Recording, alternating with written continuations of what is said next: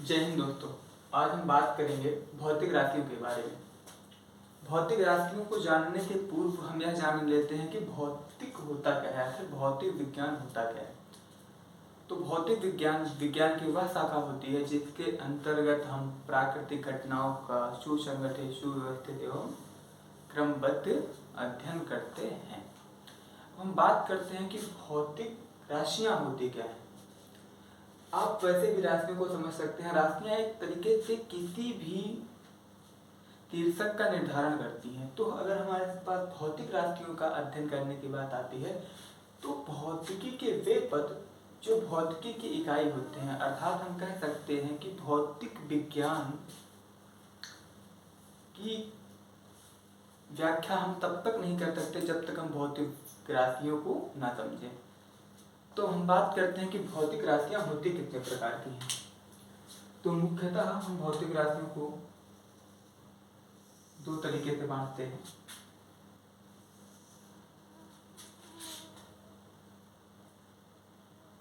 पहला दिशा के आधार पर, दिशा के आधार पर अकॉर्डिंग टू डायमेंशन। दूसरा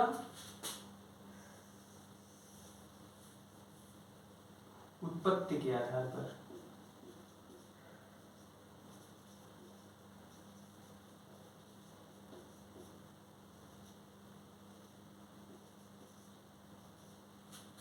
अब सबसे पहले हम बात करेंगे दिशा के आधार पर अकॉर्डिंग टू डायमेंशन। अब दिशा के आधार पर भौतिक राशियां मुख्यतः तीन तरीके की होती हैं।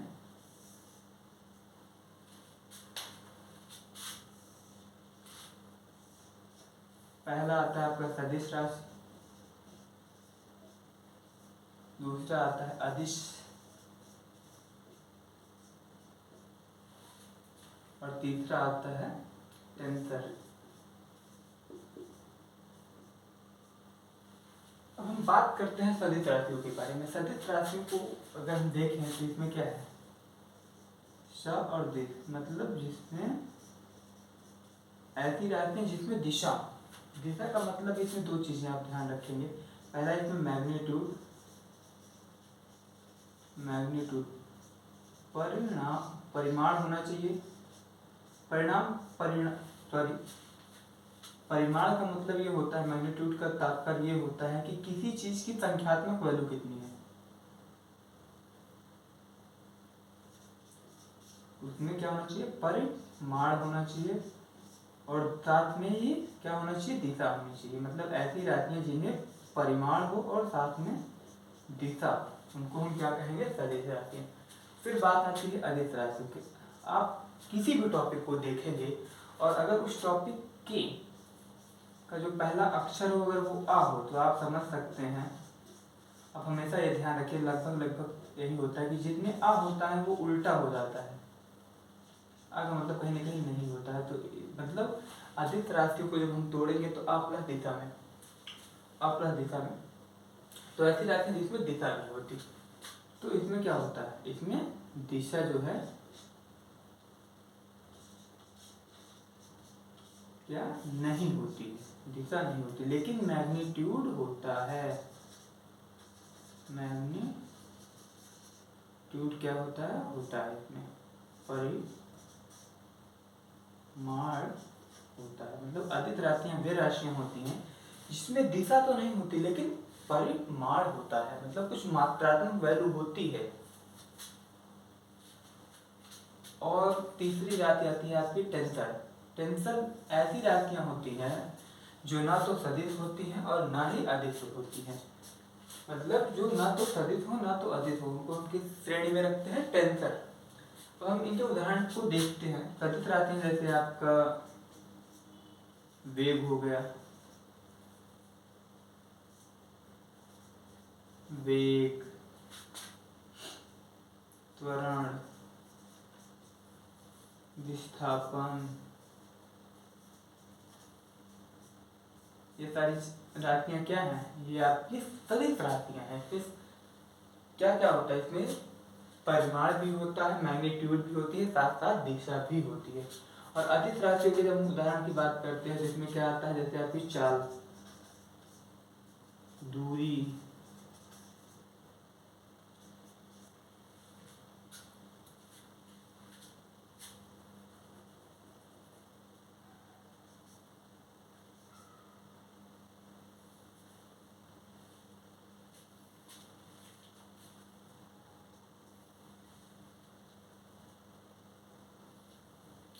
दाब आदि बहुत सारी राशियां हैं। और जब हम टेंसर राशियों के बारे में बात करते हैं तो इसमें क्या कहता है, कहीं कहीं आप देखेंगे कि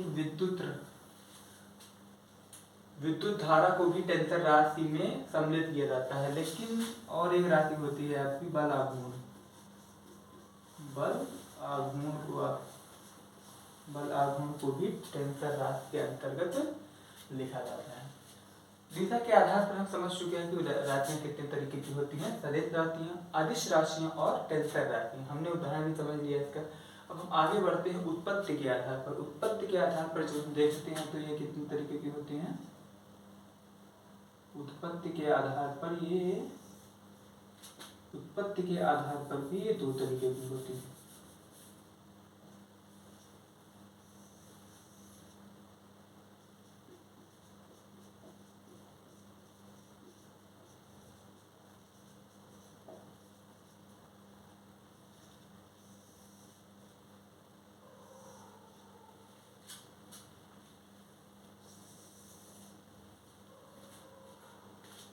पहला होता है मूल राशि,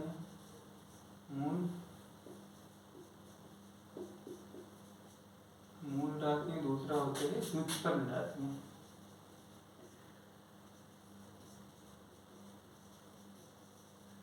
मूल राशियों को इंग्लिश में फंडामेंटल क्वांटिटीज एंड व्युत्पन्न राशियों को हम क्या कहते हैं, डिराइव्ड क्वांटिटीज। अब मूल राशियों का मतलब क्या होता है, मूल राशियां वे राशियां होती हैं जो स्वतंत्र होती हैं। आखिर जाहिर सी बात है, जो राशियां स्वतंत्र होंगी वो किसी पर निर्भर नहीं होंगी। ये राशियां किसी भी अन्य राशियों पर निर्भर नहीं होती हैं। ये राशियां क्या कहलाती हैं, मूल राशियां कहलाती हैं। और व्युत्पन्न राशियां वे राशियां होती हैं जिन्हें हम, जो अस्वतंत्र होती है तथा ये राशियां निर्भर होती है किन राशियों पर, मूल राशियों के ऊपर। तो व्युत्पन्न राशियां मूल राशियों पर निर्भर रहती हैं और हम व्युत्पन्न राशियों को मूल राशियों का प्रयोग करके प्राप्त भी कर सकते हैं। अब हम मूल राशियों के बारे में बात करते हैं तो एसआई यूनिट में मूल राशियों की संख्या कितनी है, एसआई यूनिट में नंबर ऑफ फंडामेंटल क्वांटिटीज, इनकी संख्या कितनी है, 7। बात करते हैं, पहला है लंबाई,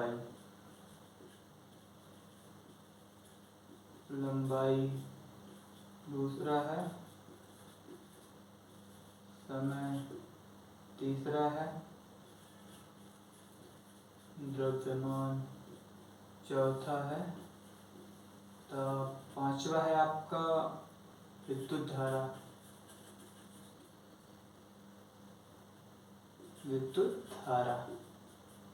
छठवा है आपका ज्योति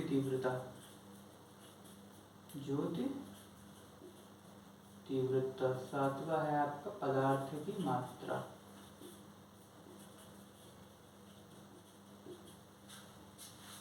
अब हम इनके मात्रक समझ लेते हैं। लंबाई का मात्रक मीटर, समय का मात्रक सेकंड, इसका मात्रक किलोग्राम, ताप का मात्रक केल्विन, विद्युत धारा का मात्रक एम्पीयर, ज्योति तीव्रता का मात्रक कैंडेला और पदार्थ की मात्रा का मात्रक मोल होता है।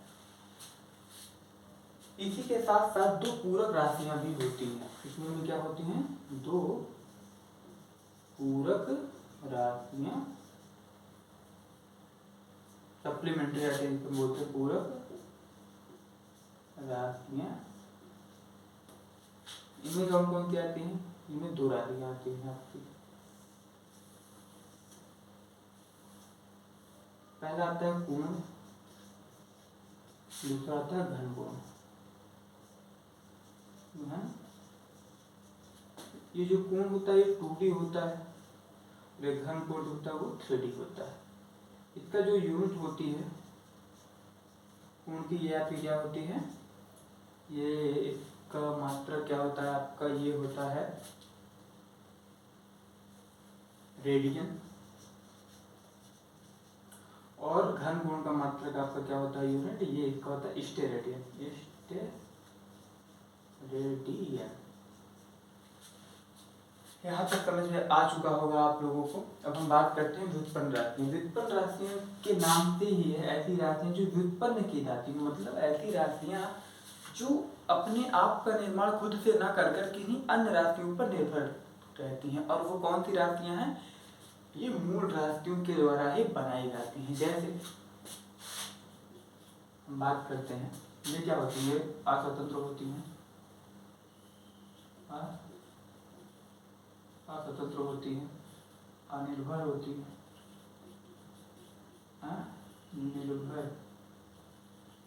अनिर्भर होती है, और इन्हें क्या होती है, इन्हें दूसरों के द्वारा, जैसे आप बल को देखिए, जैसे आप बल देख लीजिए, तो ये क्या है, इसे हम कैसे लिख सकते हैं, बल is equal to force is equal to क्या लिख सकते हैं, मास इनटू एक्सेलरेशन।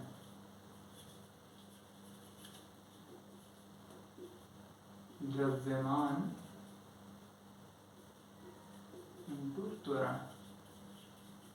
तो कहीं ना कहीं हम ये व्युत्पन्न राशियां, राशि बल का नाम लेते हैं, तो इसमें हमारे क्या आता है, इसमें हमारा मूल राशियों का प्रयोग किया जाता है। तो व्युत्पन्न राशियां ऐसी राशियां होती हैं जो मूल राशियों के द्वारा बनाई जाती हैं, इनका निर्माण मूल राशियों से ही होता है। चलिए दोस्तों, आप लोगों को यहाँ तक समझ में आ गया होगा, और ठीक है दोस्तों, धन्यवाद, जय हिंद।